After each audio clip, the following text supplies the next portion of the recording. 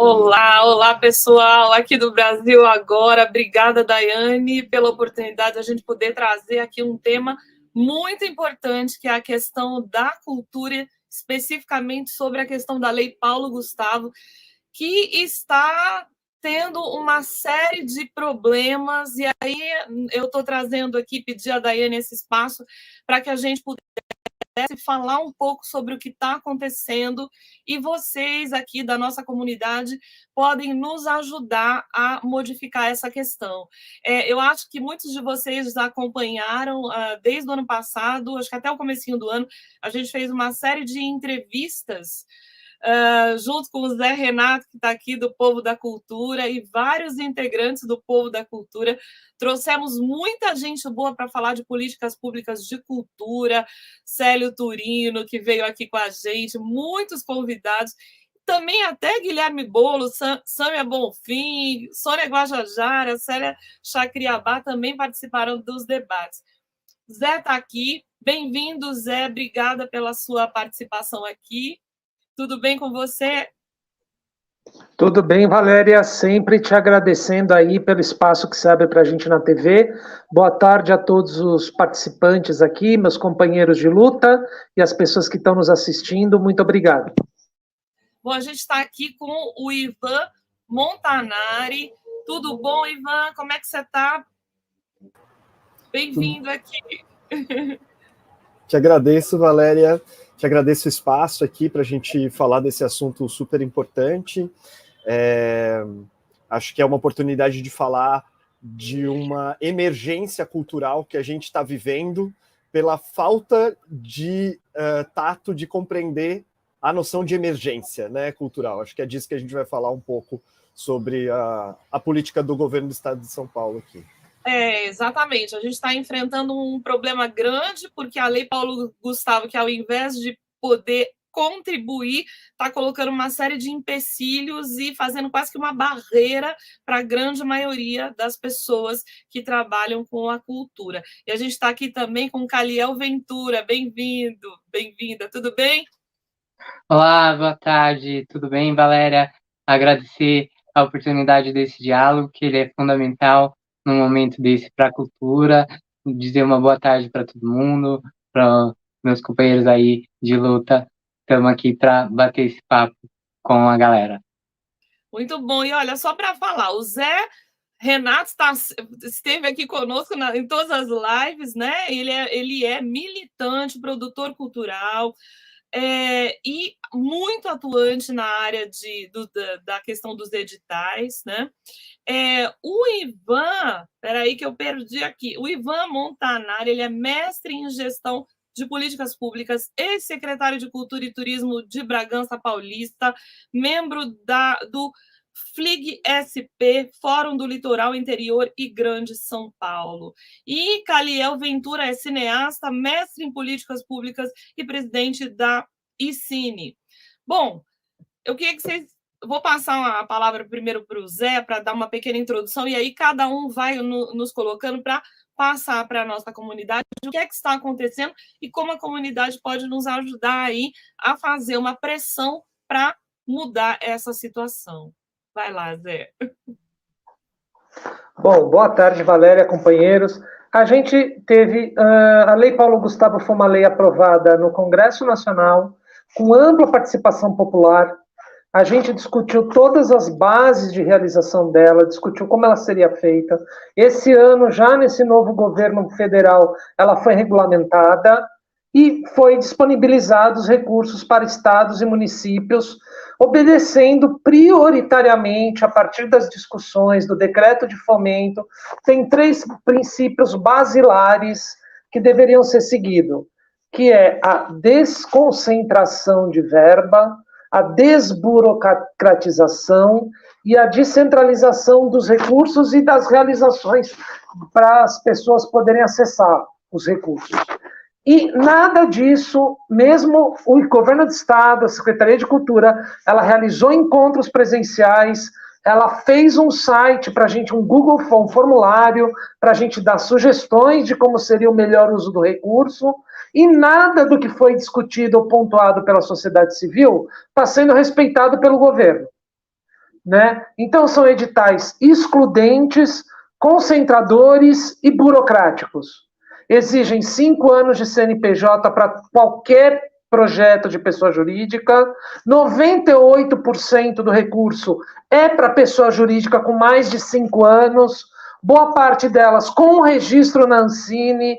Tudo isso são limitadores para o acesso das pessoas. Kai está aqui, representante do ICINE, que é um fórum que representa o cinema do interior, depois vai falar melhor sobre isso. Existe uma vasta produção feita fora da capital, que está sendo desrespeitada, né? Algumas conquistas que a gente tinha dos PROACs, que é a lei de base do governo do estado, como 50% das premiações são destinadas a proponentes de fora da capital.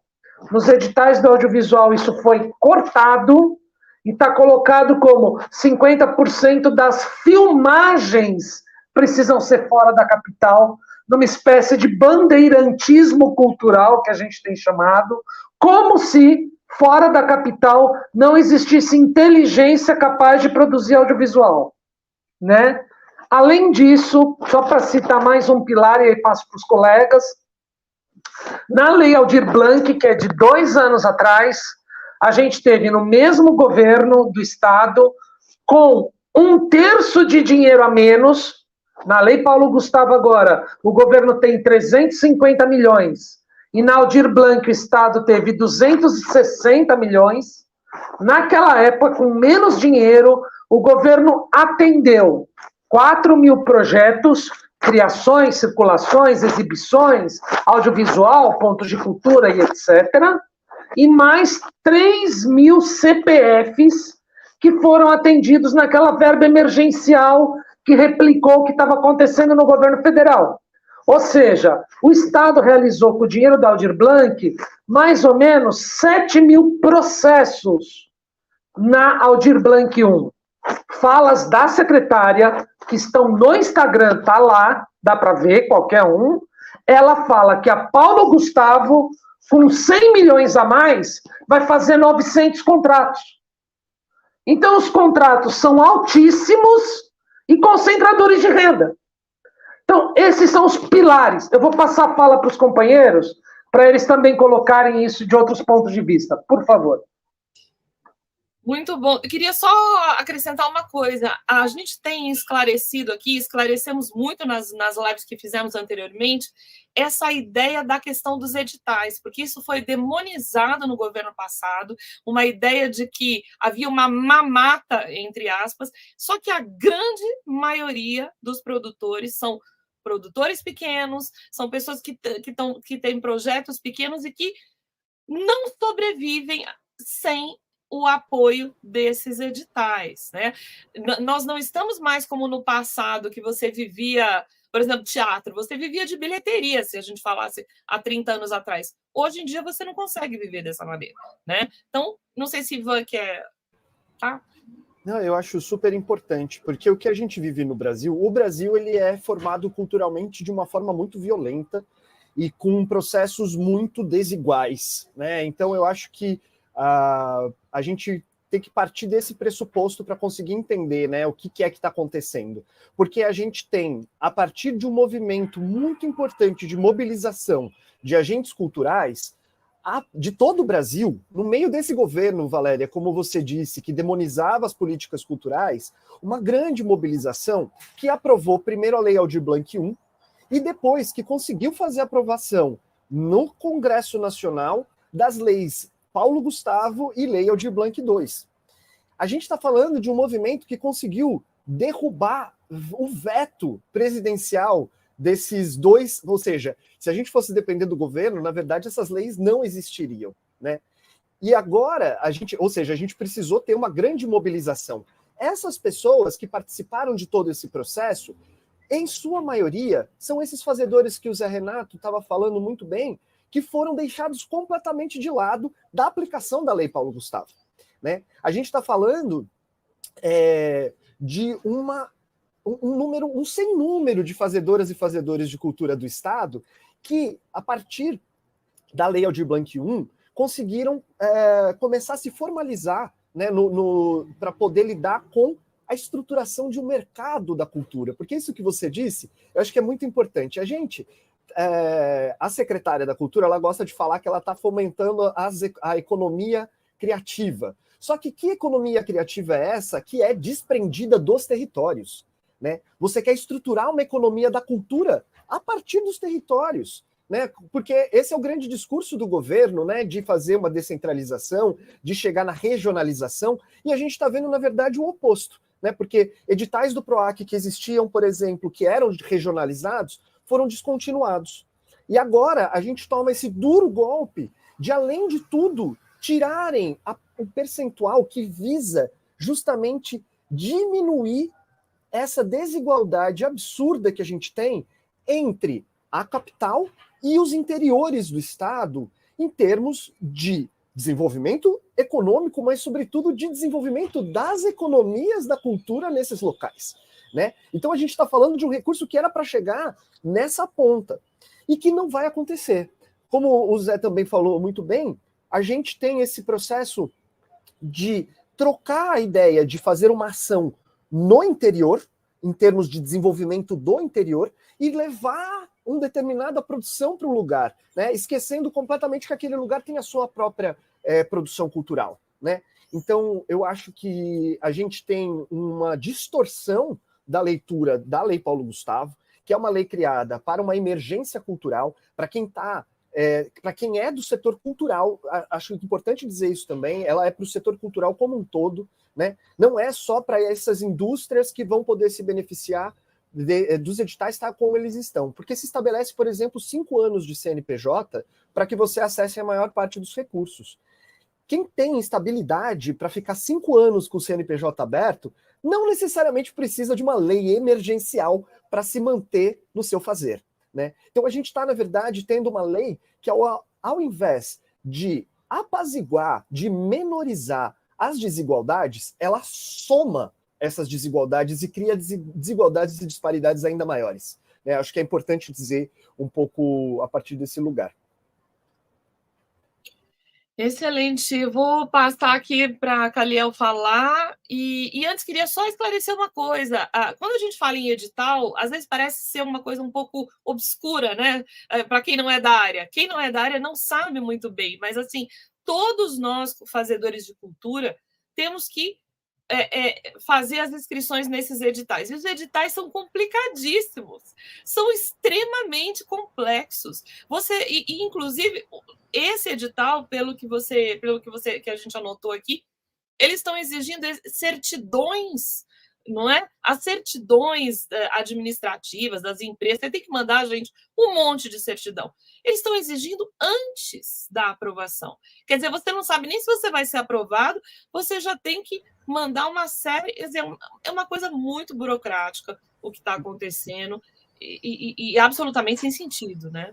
Se me permite, Valéria, não, eu acho que é importante esse parênteses que você fez para explicar a questão dos editais. Eu acho que a maneira mais fácil da gente entender, os editais são um instrumento de fomento à cultura, né? É dessa forma que a gente tem políticas públicas que fomentam e ajudam a estruturar o setor cultural, né? O edital, ele é uma forma da burocracia fazer o acesso dos agentes culturais a esses recursos estruturantes, né, para esses fazeres e cadeias produtivas da cultura. E aí a gente precisa lidar com essa burocracia que você está dizendo, né? Então, você tem que saber ler o edital, né? Você tem toda uma dificuldade já no entendimento do que é o edital. Então, isso já é uma desigualdade, né? Isso já é uma desigualdade. E ainda por cima você restringe ainda mais a participação. Isso é bem complicado que a gente está vivendo. Tem alguém perguntando aqui, a que estado nós estamos falando? Nós estamos falando especificamente do estado de São Paulo, mas a lei Paulo Gustavo está abrangendo o Brasil como um todo. Só que no estado de São Paulo, nós estamos enfrentando esta questão. Não podemos esquecer quem é que está administrando o estado de São Paulo, né? Vai lá, Caliel. Eu acho que esse toque é sempre importante, né? Não podemos esquecer. Eu acho que dentro do setor audiovisual existe uma grande insatisfação, e essa insatisfação ela não é compartilhada apenas pelo interior, né? A capital também compartilha, porque a forma como esses esses editais chegam é uma forma que desestabiliza aquilo que se esperava quanto um programa de distribuição da verba que veio principalmente, né, da Codecine, do Fundo Setorial do Audiovisual. Então, se esperava que essa verba fosse multiplicada no sentido, inclusive, de chegar nos interiores de forma a promover uma formação mais intensa do audiovisual.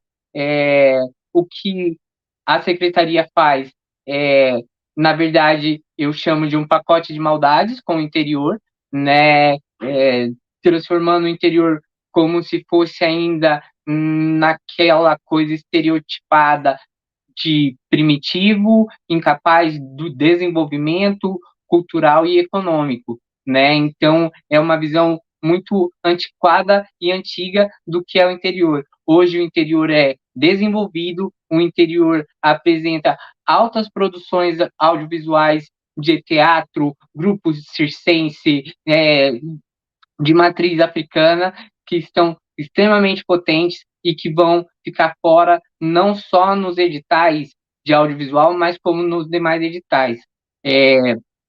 Imperante a gente pensar quem são as sujeitas, os sujeitos pretos que estão hoje em dia na cultura. Então, essas pessoas que também na ponta vão sofrer, que já sofrem mais, né? Porque é difícil você formalizar para essas pessoas.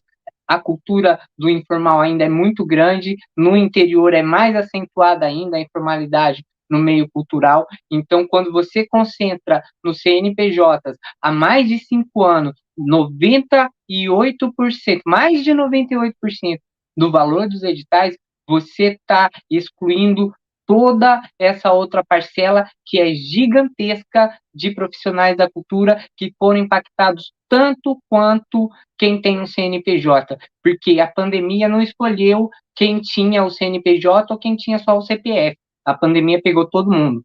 Então, é preciso que isso seja revertido. É preciso olhar para esses outros profissionais, né, fazedores de cultura das diversas linguagens que hoje estão excluídos desse processo. A gente sabe que a Paulo Gustavo não é a solução de nossos problemas da cultura, mas era um passo que a gente conseguiria avançar para mitigar um problema que não foi da cultura, foi de uma situação natural que fugiu ao controle de todo mundo. Então, é importante que a secretaria tenha a dimensão de quem está sendo o maior prejudicado na ponta desse processo, né? Que é o pequeno, né? O micro empreendedor da cultura e o fazedor da cultura informal. Exatamente. Olha, a primeira vez que a gente travou contato para fazer a live, né, Zé, o ano passado, foi a partir de um dado que o Zé Renato colocou no grupo que eu participo lá dos PROACs, né?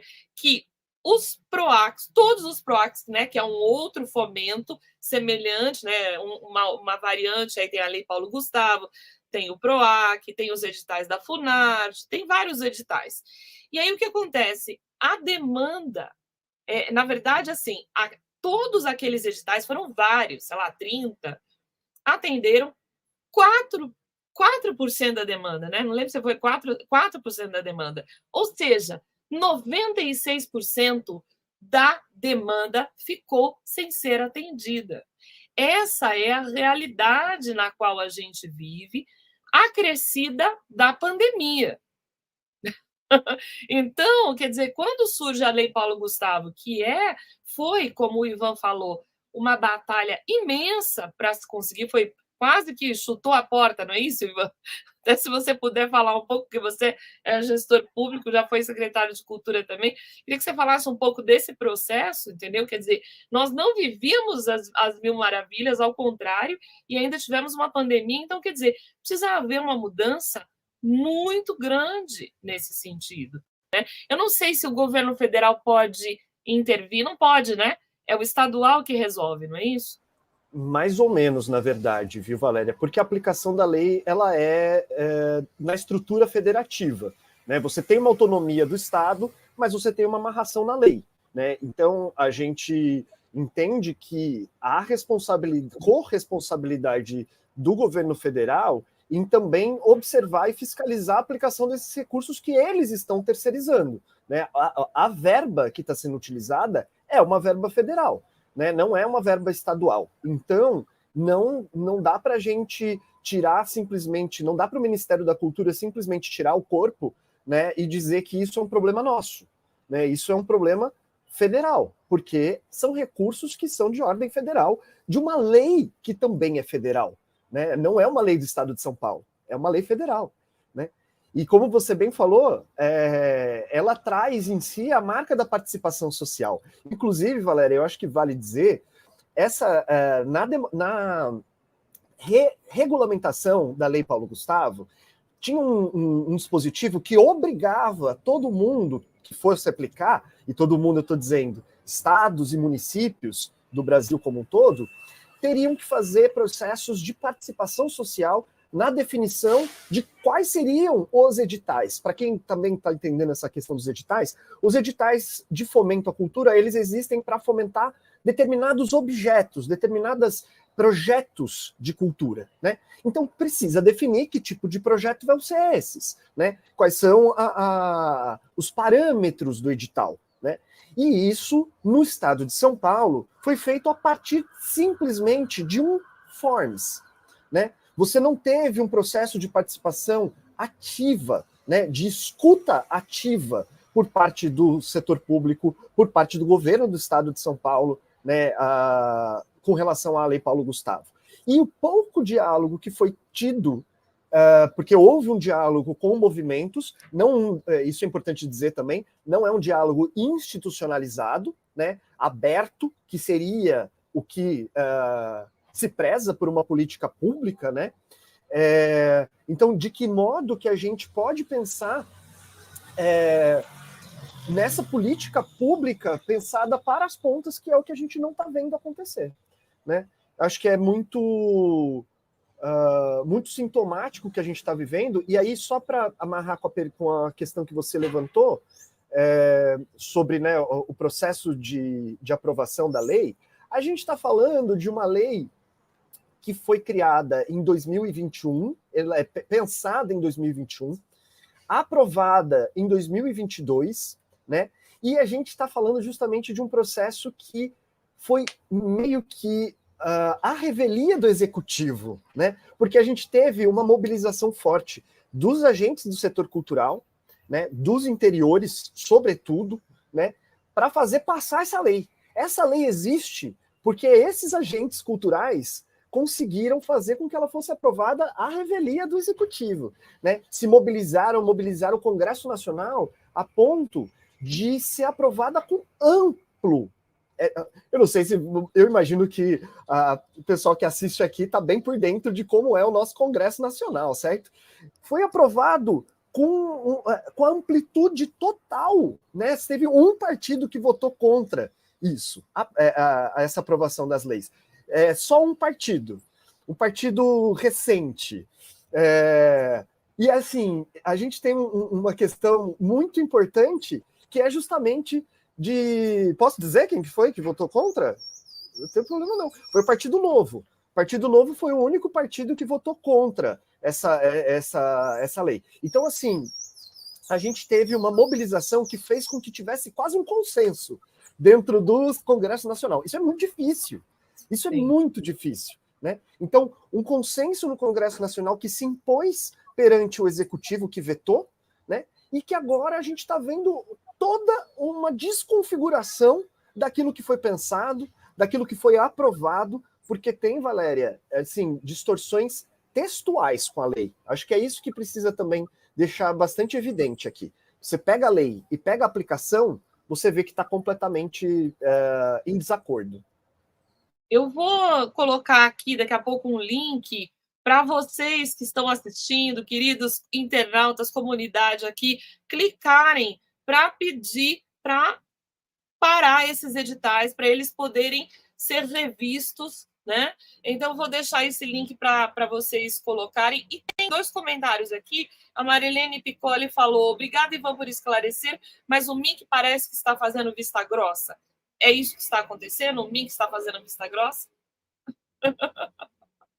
Eu vou deixar o Zé Renato. Eu vou deixar o Zé Renato responder essa. Mais ou menos, Zé Renato. Pois é. E também houve uma questão, um ataque ao PROMAC. Não sei se dá. A gente tem 3 minutinhos para a gente encerrar. Então, eu queria só que vocês você amarrasse aí, Zé, essa questão do MINC. Vamos lá, Valéria. Existe uma questão aqui que é a autonomia federativa, né? Então, assim, o que a gente, setor cultural, tem falado explicitamente, inclusive pro próprio MINC, então não tem problema nenhum de falar isso, é que a regulamentação da Lei Paulo Gustavo ela é bastante frágil. Ela permite uma série de coisas e não determina quase nada. Dentro de uma permissão de se fazer várias coisas, sem uma orientação específica de que precisa incluir os CPFs, precisa incluir as pessoas, né? Como ficou uma coisa de pode incluir os CPFs, pode incluir as pessoas, abre uma brecha para que os governos locais façam esses pacotes de maldade. Pode CPF, pode PJ. Se pode os dois, eu escolho, eu só quero PJ. Entende? A regulamentação da lei tem uma certa fragilidade estrutural nesse sentido, né? E a gente também quer deixar muito nítido aqui, Valéria, e acho que é consenso com os companheiros, quer dizer, a gente está aqui falando, Zé Renato, eu atuo na capital, Ivan, que é da Flixp, atua no interior, o Kai, que é do interior, também representa o Cine, que são mais de 50 cidades com produção audiovisual no interior do estado de São Paulo, então a gente está falando de uma grande gama de trabalhadores que tenta conversar com o governo do estado. Então, além desses pseudos encontros que o Ivan comentou, houveram 5 ou 6 encontros presenciais, onde a gente deixou muito nítida as demandas do setor cultural. Tudo isso está mapeado pelo governo do estado. O que eles fazem quando lançam os editais excludentes é uma escolha política.